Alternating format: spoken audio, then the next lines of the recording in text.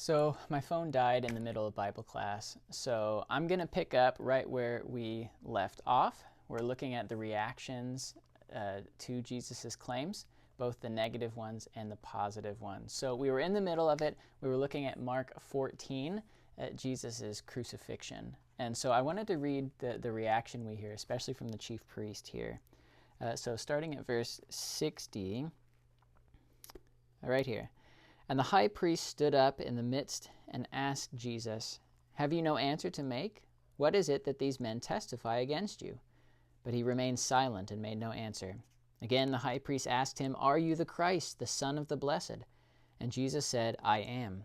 And you will see the Son of Man seated at the right hand of power and coming with the clouds of heaven." And the high priest tore his garments and said, "What further witnesses do we need? You have heard his blasphemy. What is your decision?"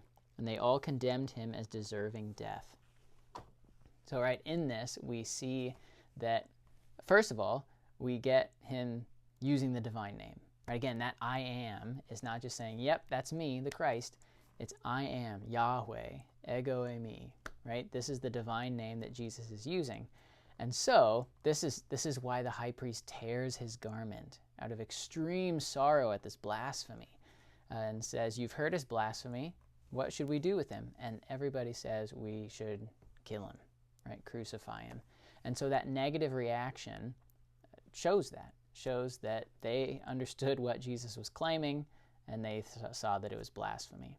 Now, not everyone reacted this way. There were those who were faithful, who heard what Jesus said and responded in a positive way. And so we see that here in the positive section. First listed here is Martha's confession from John 11. This is when Lazarus has died. Jesus comes days later, and Martha comes out to greet them, says, "Lord, if you had been here, my brother wouldn't have died, but I know now that God will do whatever you desire." Right? She trusts in Jesus. Already a great confession of faith. But then Jesus says, "Your brother will live again." And we get another great confession from Martha. "Yes, I believe he will be resurrected on the last day." Right? Wonderful faith. But then Jesus continues to push it. We get another I am statement of Jesus. "I am the resurrection and the life." And then ask Martha, "Do you believe this?" And she says, "Yes, I believe that you are the Christ, the Son of the living God." Right? This is what Martha confesses. And Jesus says, yeah, absolutely. He doesn't shut it down, which we'll talk more about in the next slide. So we get Martha's confession. Next on the list, we get Peter's confession. Right? Who do people say I am? John the Baptist, others say Elijah, Jeremiah, one of the prophets. Who do you say that I am? And Peter steps up and says, "You are the Christ, the Son of God." Right? This is what Peter says. And Jesus says, yeah, flesh and blood didn't reveal this to you. God did. My Father in heaven revealed this to you. He confirms it. Right? And so Peter has heard and seen everything Jesus has done up to that point, and he says, yeah, you're the Christ. Then we get some examples of worship, which is really interesting. Matthew 14. This is when the disciples were, rowing, they're sailing in the storm. Jesus walks out to them and ends up calming the storm. But look at the last part. So this is verses 32 and 33. "And when they got into the boat, the wind ceased, and those in the boat worshipped him, saying, 'Truly, you are the Son of God.'" Right? How do they respond? Not like, "Wow, you're a powerful guy." No, worship. They worship Jesus. As we'll talk about in the next slide, God is the only one who is to be worshipped, yet they worship him. We see worship again in Luke 17. This is the healing of the 10 lepers. Jesus heals all 10 as he sends them off, and only one returns, the Samaritan, and he falls down before Jesus to give thanks. And this is far more than just giving thanks. This is a posture of worship. So we talked about that. So we see all of these examples of reactions, right? We see the negative reactions of those who don't believe. We see the positive reactions of those who do. And then on the next slide, we see that Jesus affirms these confessions of his divinity. As a point of comparison, if you look on the side with the apostles, we see multiple times where the apostles are deemed as divine and they reject it. Acts 3, Peter and John heal a lame man, and immediately they turn and give glory to God. They say, we're not the ones who did this, God did.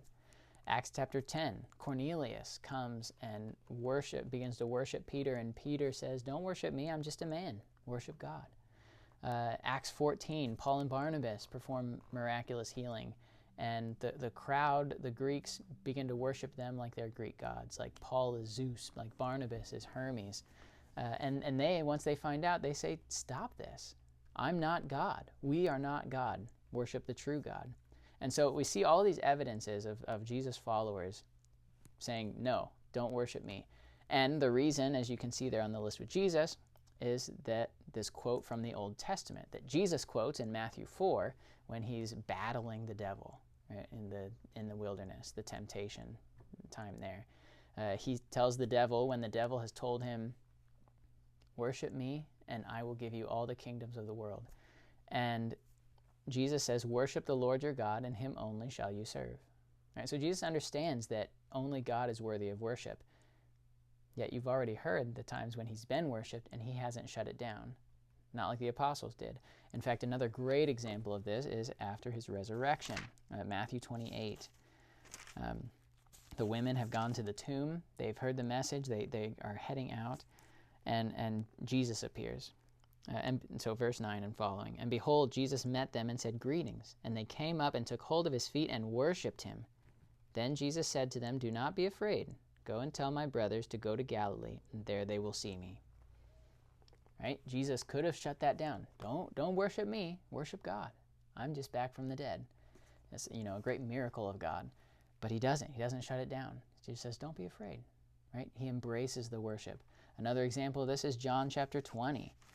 This is the week after his resurrection. He appears to Thomas. We get this. Verse 27. Then he said to Thomas, put your finger here and see my hands, and put out your hand and place it in my side. Do not disbelieve, but believe. Thomas answered him, my Lord and my God. Jesus said to him, have you believed because you have seen me? Blessed are those who have not seen and yet have believed. Right? Thomas declares that Jesus, you are Lord and God. And this would be a perfect time for Jesus to say, nope, you got it wrong. I'm not divine. Worship the Lord. But he doesn't. He affirms it. He says, have you believed because you've seen that I'm Lord and God? Blessed are those in the future who have not seen and yet they believe. Believe what? That he is Lord and God. And so we see these affirmations. Jesus is not running from his divinity. He's embracing it. He's saying, yes, I am Lord. And so that brings us to the conclusion. Jesus absolutely claimed to be God. He declared it to the people, right? He called himself the Son of Man, right? That divine title from Daniel chapter 7. He claimed the authority to forgive sins and even gives the authority to others. He used that divine name, I am, Yahweh, right? So many times. And people in Jesus' day understood what he was saying. We see this both with those who didn't believe, right? They wanted to kill him for blasphemy. And we see it with the people who did believe. They wanted to worship him, right? Not just follow him like a good teacher, but worship him as God. And of course, Jesus affirms all of these confessions. While the other followers shut it down, Jesus affirms it, embraces it, lets them do it. Which if he wasn't God would be blasphemy, but he is God, as we can see. So Jesus very clearly claims to be God.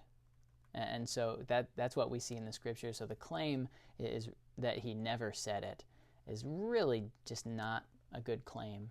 It doesn't really take into account all of these points that we've talked about. So that's all that we finished with class. The next week's class, the next claim is Christianity is anti-science. So we will be looking at that next week, this supposed faith versus fact, faith versus science kind of battle. Is that true, or does Christianity actually flow with science very nicely? We'll look at that claim next week. Again, sorry that the phone died. We'll get this extra portion out so that you guys can all be caught up. And if you're able to, hopefully we'll see you in class next week. God bless.